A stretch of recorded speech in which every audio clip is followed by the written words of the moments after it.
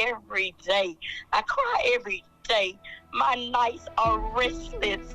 My baby is gone. He's never coming back. The bullet came through the back, and so it hit Elijah. If Elijah wasn't there, it would have hit me. Violent crime, an issue found across the nation and affecting the lives of many loved ones. Here in Macon, Bibb County, that's no exception, especially for families of victims. People like Anthony Duncan and Tamika Bonner, in separate incidents, both lost loved ones to gun violence. I remember Elijah just saying that, he was like, look, I want everybody to be happy. He said, I want everybody to, do not be in a depressed or sad mode. He said, I want y'all to have y'all drinks. I want y'all to have y'all smoke. Stood out there, I talked to the police officers, and then it was time for me to identify him. So I told the detective, I say, no, I cannot identify him. I can't see my child laying on the ground dead with the sheet over him. The question is, what are the causes and what are the tangible solutions to crime? Facts say Macon is 83% less safe than other cities in the United States. Macon, Georgia has a violent crime index of 40.6, surpassing the U.S. average of 22.7. There were 71 homicides in Macon-Bibb County in 2022, 40 in 2023, and 39 in 2024.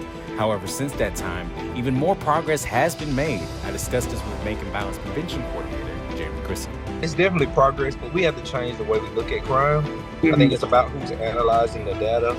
They're just bad actors in the world.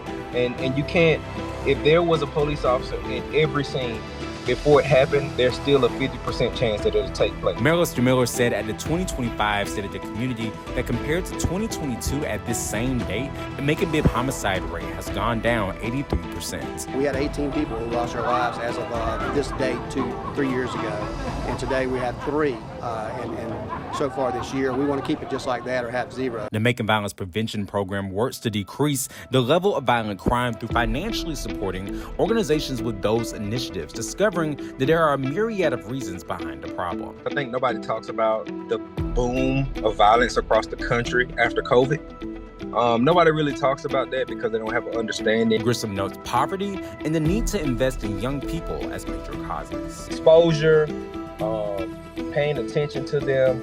And then when you start to talk to kids and get involved with kids, then you start to find out other things that may be going on in the home, right? And then you can treat what you don't know. When I spoke with Bibb County Sheriff David Davis in September, he said that crime was down 30% when compared to this time in 2024. The sheriff and gun violence activists are looking to build community-based solutions. If we could not solve the crimes that we solve without the neighborhoods and the community, we want to hear whatever concerns that the community has. If you're going to live a kind of lifestyle that draws violence, then you're going to know you live by the gun, you die by the gun. You're also taking other innocent people's lives. Others advise programming directly targeting young people as a solution to violent crime.